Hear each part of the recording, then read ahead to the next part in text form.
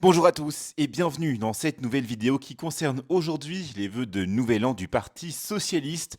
Après avoir été à ceux du mouvement réformateur, à ceux des engagés, à ceux de défi, il était temps aussi d'aller voir un petit peu à gauche ce qui se trame. Alors, ces vœux de nouvel an pour le PS se sont déroulés à Herstal et ils ont été essentiellement centrés autour d'un discours de Paul Magnette.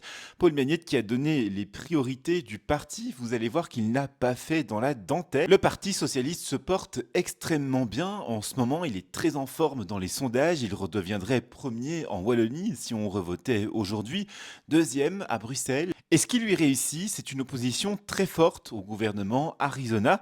Le gouvernement Arizona, d'ailleurs, et l'opposition à Donald Trump, ça a été vraiment les thèmes centraux de son discours. Regardez l'intro. Le premier nuage, c'était Donald Trump. Et le deuxième nuage, c'était le gouvernement fédéral qui était en cours de formation. Et je vous avais prédit, hélas, une longue année de reculs sociaux et démocratiques.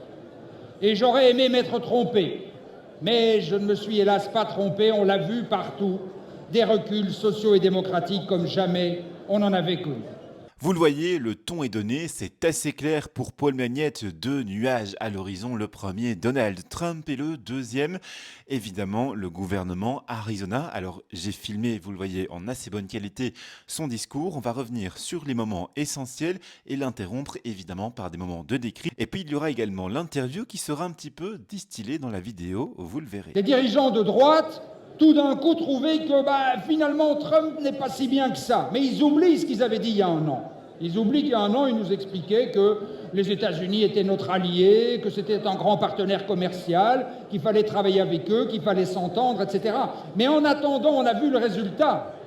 Nous, on n'était pas naïfs. Nous, on le savait et on l'avait dit. Trump, aux États-Unis, tout au long de l'année, pas à pas, a démoli tous les fondements de la démocratie américaine. Il a attaqué les fonctionnaires, les magistrats, la presse, le monde de la recherche. Il a manipulé l'armée. Il a utilisé sa police spéciale et l'a autorisé à recourir à la violence contre les migrants. Et il a continué à saccager de tous côtés la nature. Et Trump, tous les jours, nous offre un mauvais spectacle de politique de bas étage qui se diffuse grâce à ses amis milliardaires sur l'ensemble des réseaux sociaux et qui font que ces nouveaux discours se banalisent et finissent par former le fond de l'air. Et sur le plan international, non seulement ça n'est pas mieux, mais c'est pire encore. Trump et ses amis sont de ces gens qui pensent que quand vous avez de l'argent, vous avez droit au pouvoir. Et quand vous avez le pouvoir, vous avez le droit de tout faire. Et partout, ils appliquent cette logique purement prédatrice. Vous voyez comment ils estiment qu'ils peuvent accaparer les terres et les ressources à travers le monde entier. Ils vont d'abord soutenir Poutine pour essayer de récupérer les minerais en Ukraine. Ils vont soutenir Netanyahou pour priver le peuple palestinien de son territoire, notamment à Gaza et en Cisjordanie. Ils soutiennent, évidemment, ils se débarrassent d'un dictateur au Venezuela, mais non pas pour défendre le peuple souverain du Venezuela, mais uniquement pour accaparer les ressources pétrolières. Et aujourd'hui, ils veulent spolier le Groenland pour, là aussi, en exploiter toutes les ressources. La même logique est à l'œuvre partout. Trump se dit simplement « Mes amis milliardaires et moi-même, nous avons de l'argent, nous avons du pouvoir et nous allons l'utiliser à notre seul profit. » Alors vous l'entendez assez clairement, le Parti socialiste, c'est pas vraiment les grands potes de Donald Trump. Le PS s'oppose fondamentalement à la politique menée par le président américain. Paul Magnette perçoit en fait Donald Trump finalement comme quelqu'un de brutal qui ne connaît que la force et la loi du plus fort. Vous le voyez, pour Paul Magnette, il faut prendre d'importantes sanctions contre le président des États-Unis. Il faut hausser le ton, mais c'est aussi important de remettre dans le contexte le moment du discours de Paul Magnette. On est mercredi soir, le Forum économique mondial de Davos vient à peine de s'ouvrir. Or, durant ce Forum mondial économique, eh bien, Donald Trump a joué une forme de désescalade, puisque avant mercredi soir, eh bien, on était réellement dans une montée de pression par rapport aux menaces, notamment sur le Groenland. Et puis donc, Donald Trump s'est exprimé publiquement d'abord, ensuite il a été négocié avec les chefs de l'OTAN et avec les responsables politiques européens. Il a déclaré à la suite des négociations qu'il abandonnait ces nouvelles menaces de droits de douane, puisqu'on était là-dedans aussi, dans des nouvelles menaces de droits de douane de 10% pour tous les pays qui étaient en train de faire un exercice militaire au Groenland. Il a estimé ensuite sur le Groenland justement qu'il avait obtenu toutes les garanties de sécurité qu'il attendait. Donald Trump veut notamment pouvoir déployer son fameux dôme doré sur le Groenland, c'est-à-dire un système antimissile, hein, comme il y a un peu le dôme en Israël. Ce serait le même genre de système, mais à l'échelle des États-Unis. Et donc, depuis que le sommet à Davos s'est tenu, il y a eu une forme un peu de retombée de la pression, mais tout ça, on ne le conscientise pas encore, évidemment, au moment où Paul Magnette s'exprime. Et sur le moment même, il y a une question, une interrogation qui m'est venue à l'esprit. Nous, on a une toute petite Belgique, alors comment on s'opposerait à Donald Trump, comme le dit Paul Magnette? Comment aurait-il agi s'il avait été à la place du Premier ministre? C'est la question que je lui ai posée. Si on avait eu un Paul Magnette Premier ministre à la place d'un Bart De Wever Premier ministre, est-ce qu'on l'aurait vu immédiatement, dès l'année passée, se fâcher sur Donald Trump quand il parlait de nous imposer des droits de douane supplémentaires? Ah ça c'est sûr que si j'avais été à la place de Wever, j'aurais fait tout l'inverse de ce qu'il fait. Eux, ils ont pensé qu'il fallait négocier, qu'il fallait être conciliant, qu'il fallait être gentil avec Donald Trump. Et pendant ce temps-là, lui, il a continué à nous écraser. Donc non, ça ne marche pas. Il faut montrer les dents, il faut dire non et imposer des sanctions. C'est le seul langage qu'il comprend. Alors Paul Magnette aurait donc, dit-il, fait tout l'inverse de ce qu'a fait Bart De Wever. Bart De Wever a effectivement plutôt cherché à négocier avec Donald Trump dans un premier temps, mais il a surtout suivi la mouvance européenne dans un premier temps. Dans les premiers mois du mandat de Donald Trump, l'Union européenne n'a pas cherché à adopter un ton sévère avec le président américain. On a vu par exemple Ursula von der Leyen signer un accord très favorable aux États-Unis d'Amérique. Donc c'est un accord sur les droits de douane où les exportations européennes étaient taxées à 15% de droits de douane donc vers les États-Unis, alors qu'en sens inverse, les États-Unis, eux, se voyaient supprimer les droits de douane en question sur toute une série de leurs exportations à eux. On a donc un peu du mal quand même à s'imaginer que réellement Paul Magnette aurait vraiment fortement haussé le ton sur Donald Trump à ce moment-là, mais on peut tout de même lui laisser le bénéfice du doute. Et puis, après avoir parlé de Donald Trump et estimé que ce sont toutes nos ressources que les États-Unis tentent de nous spolier, il a fait un parallèle avec la Belgique. Je vous laisse regarder. Et puis comment, chers amis, chers camarades, ne pas noter, sans provocation, mais comment ne pas noter les similitudes évidentes entre ce qui se passe là-bas et ce qui se passe ici? Tout au long de l'année 2025, on a vu un président de parti, le président du MR, M. Boucher, comme ça c'est dit. On a vu un président de parti attaquer le monde de la culture, attaquer le monde de la recherche, insulter des journalistes, mépriser les médias publics, dénigrer l'enseignement, agresser les syndicats, agresser les mutuelles, s'attaquer aux associations, s'attaquer aux militants, et je passe sur les conflits d'intérêts et sur les blagues sexistes. C'est exactement le même type d'attitude par rapport à la démocratie. Et ce même président de parti au Parlement n'a même pas hésité à dire que la note stratégique de Donald Trump, qui fait de l'Europe un espèce de vassal des États-Unis, il aurait pu la signer lui-même. Et il a obtenu d'ailleurs les chaleureux applaudissements de l'extrême droite au Parlement. Alors, on peut se dire, oui, mais c'est des postures, c'est une manière de faire de la politique, c'est des petites provocations pour attirer l'attention. Sauf que ce discours, il porte en lui des actes et il porte en lui un projet. Et Orly et Lara viennent de le redire à l'instant. C'est le même projet de société. C'est cette même idée selon laquelle les riches ont le pouvoir et que ça leur donne tous les droits. Ils ignorent complètement la concertation sociale et ils détruisent pas à pas le droit du travail. Paul Magnette, vous le voyez donc, met un peu Georges-Louis Boucher dans le même sac que Donald Trump et ça ne sort pas de nulle part. Il faut dire que Georges-Louis Boucher, eh bien, il semble avoir quand même quelques affinités avec le président américain. Il semble en tout cas apprécier dans une certaine mesure sa politique. Par rapport aux propos sur les attaques de Georges-Louis Boucher concernant la presse, ça fait évidemment référence à la dispute que Georges-Louis Boucher a eue avec la journaliste de la RTBF lorsque l'affaire de la carte handicapée est sortie. Ça fait aussi référence au news influenceur Urbiz qui a été mis en demeure. Urbiz avait sorti des articles sur son compte Instagram qui ne convenaient pas à Georges-Louis Boucher et on sait que les deux visiblement semblent se disputer assez régulièrement d'ailleurs. Ce qui donne finalement cet argument à Paul Magnette qui a quand même un fond de vérité, donc que Georges-Louis Boucher peut s'attaquer à la presse. Alors quand il dit ça, il fait peut-être référence aux syndicats puisque Georges-Louis Boucher s'en prend parfois aux syndicats, mais aussi par exemple à la politique menée par le gouvernement Arizona actuellement, puisqu'il y a la suppression du Sénat qui est en cours. Alors là, dans ce cas-là, on ne peut pas blâmer juste Georges-Louis Boucher, c'est tout le gouvernement Arizona qui donc a décidé de supprimer le Sénat. Puis Georges-Louis Boucher a aussi eu récemment des propositions chocs, comme par exemple sa proposition sur les mutuelles, de taxer davantage les mutuelles. Le président du mouvement réformateur, finalement, avec tout ça, donne ainsi entre guillemets, du grain à moudre à toute la gauche et évidemment, Paul Magnette ne se prive pas de le cibler. Alors quand on entend le discours de Paul Magnette, il y a pour l'instant évidemment une question qui revient à l'esprit, portée en ce moment d'ailleurs par certains syndicats, par certains mouvements antifascistes aussi. Le mouvement réformateur deviendrait-il d'extrême droite d'après Paul Magnette? On a l'impression que pour vous, le mouvement réformateur, il devient d'extrême droite. Est-ce que c'est le cas pour vous ? Non, mais je ne mets pas tout le monde dans le même sac et je n'ai jamais dit que le mouvement réformateur était un parti d'extrême droite.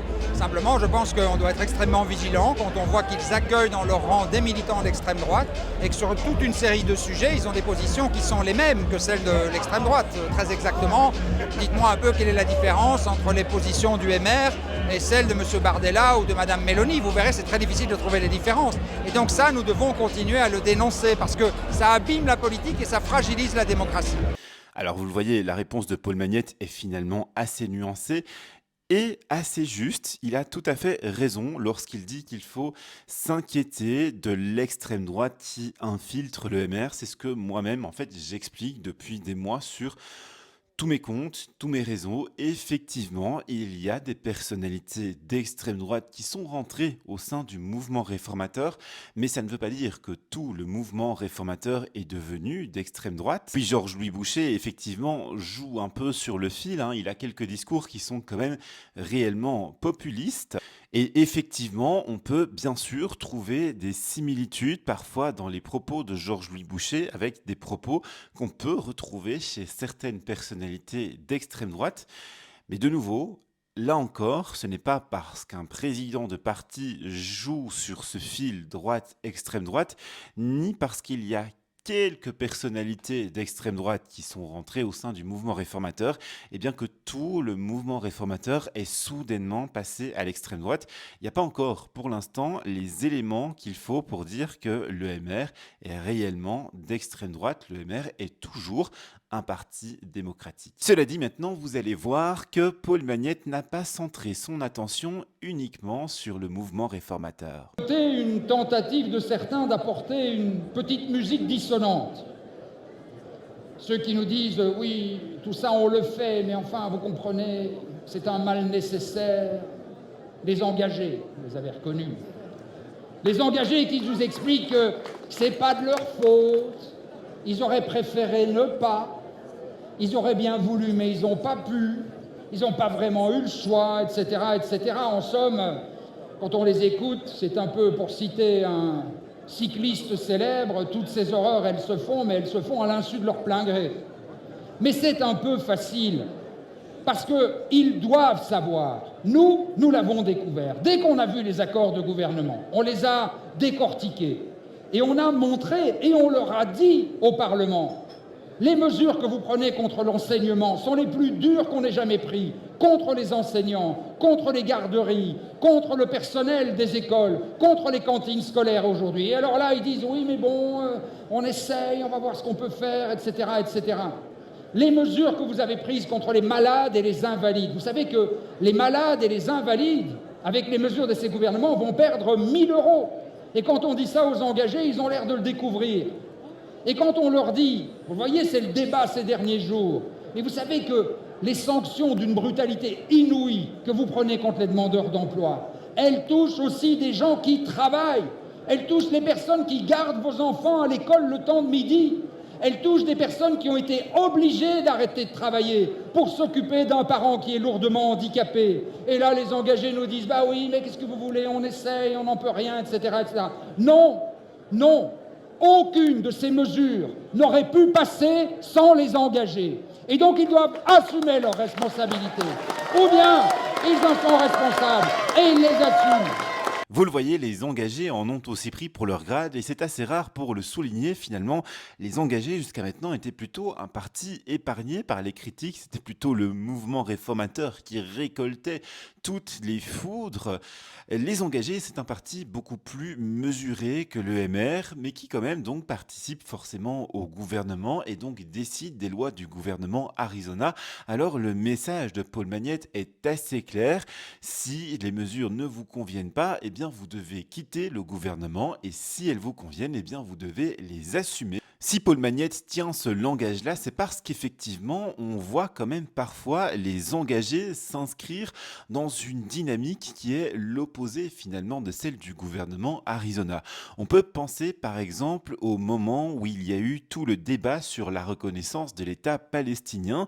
Les engagés, avec notamment Maxime Prévost, avaient décidé de plaider au sein du gouvernement pour une reconnaissance de l'État palestinien. Ils allaient à ce moment-là à contre-courant donc du mouvement réformateur et de la NVA qui ne voulait pas de cette reconnaissance. Voreut à ce moment-là d'ailleurs a également soutenu la reconnaissance d'un État palestinien et le tout a donc fini par donner finalement cet accord qui dit on va reconnaître l'État palestinien mais lorsque toutes les conditions et par exemple le cessez-le-feu seront d'application.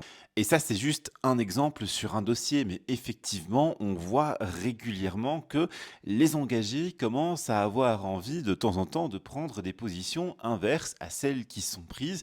Et puis, finalement, les discussions, les négociations donnent des accords qui répondent parfois un peu plus quand même aux attentes du MR et de la NVA. Et donc, cette position, finalement, qui a toujours été plus mesurée que celle du MR, eh bien, ça avait permis aux engagés jusqu'à maintenant d'éviter les foudres, d'éviter les critiques. On n'a pas l'habitude encore de voir des manifestations se faire devant les meetings des engagés, comme on le voit avec le mouvement réformateur par exemple. On n'a pas l'habitude encore de voir les syndicats s'en prendre réellement à ce parti également, ni même l'opposition. C'est vraiment plutôt, comme je le dis, le mouvement réformateur qui est la cible de toutes les foudres. Mais on commence ces dernières semaines, ces derniers jours à sentir que justement il y a un petit peu un vent qui tourne aussi. Les partis de l'opposition et les syndicats et quelques mouvements parmi les manifestants n'ont plus envie de complètement épargner les engagés. Ils ont envie aussi de montrer aux engagés leur colère, leur frustration et leur opposition. Non, mais à un moment donné, ils ne peuvent pas faire semblant d'avoir un pied dedans et d'avoir un pied dehors.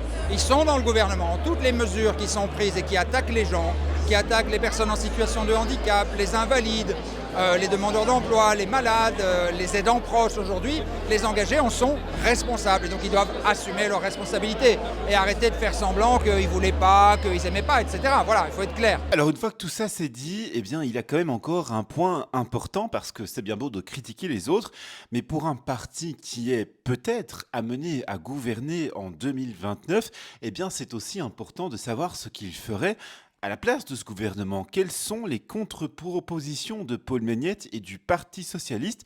Eh bien ça, il les expliquait aussi. Ce n'est pas s'attaquer aux sans-emploi qui cherchent désespérément un travail en les sanctionnant aveuglément, mais c'est comme nous le proposons, prendre des mesures pour atteindre le plein emploi. Ce qu'il faut faire, ce n'est pas diminuer les revenus de la moitié des salariés en s'attaquant à l'index, mais au contraire, augmenter les salaires. Ce qu'il faut faire, ce n'est pas s'attaquer aux malades et aux invalides, mais se demander pourquoi ils sont tombés malades et invalides et s'attaquer aux conditions de travail qui les ont réduits à cette situation.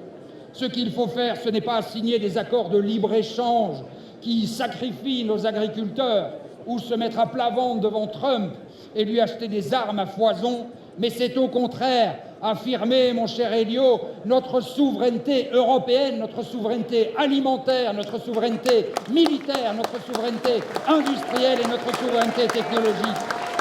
La Belgique est dans une situation économique qui est quand même difficile. On s'endette chaque année de plus de 25 milliards d'euros rien qu'au gouvernement fédéral. À la Fédération Wallonie-Bruxelles, on a aussi plus de 13 milliards d'euros de dettes et la Fédération Wallonie-Bruxelles ne peut pas lever d'impôts. Ça aurait été quoi, vous, vos propositions, peut-être vos contre-propositions par rapport à ce que le gouvernement Arizona est en train de faire? Alors des propositions, on en a faites parce que nous, on veut vraiment mener une opposition constructive. Et donc, on a proposé des tas de pistes. Si on taxe les grandes fortunes et les plus-values, ça rapporte 6 milliards. Si on lutte de manière efficace contre la fraude fiscale, ça rapporte au moins 3 milliards. Si on augmente les salaires, ça rapporte au moins 4 milliards. Donc, vous voyez, des solutions, il y en a, mais il faut regarder au bon endroit. Et peut-être un dernier mot, s'il y avait peut-être au moins une mesure du gouvernement Arizona, au gouvernement Wallon, ou Fédération Wallonie-Bruxelles, avec laquelle vous êtes d'accord et que vous soutenez, ça serait laquelle?